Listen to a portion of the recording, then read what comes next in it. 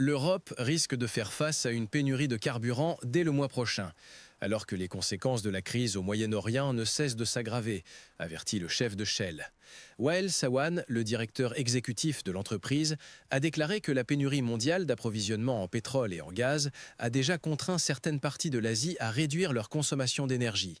L'effet vague, selon lui, risque de se propager vers l'ouest dans quelques jours. Sawan a averti que cela signifie que les gouvernements européens pourraient avoir besoin de limiter la demande d'énergie, une mesure qui n'avait pas été prise depuis la crise énergétique de 2022. Environ un cinquième des approvisionnements mondiaux en pétrole et gaz liquéfié, GNL, sont bloqués par la fermeture du détroit d'Ormuz par Iran. Avec le conflit maintenant dans sa quatrième semaine, l'Agence internationale de l'énergie a appelé les pays à réduire leur consommation de pétrole et de gaz, à promouvoir le télétravail, à contrôler la vitesse sur les routes et à augmenter l'utilisation des transports publics.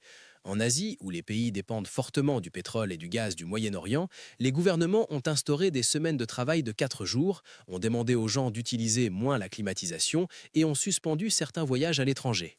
Sawan dit que les gouvernements européens devraient également prendre des mesures similaires. C'est un effet de vague, dit-il. Cela frappe d'abord l'Asie du Sud, puis l'Asie du Nord-Est, et en avril, cela arrive en Europe.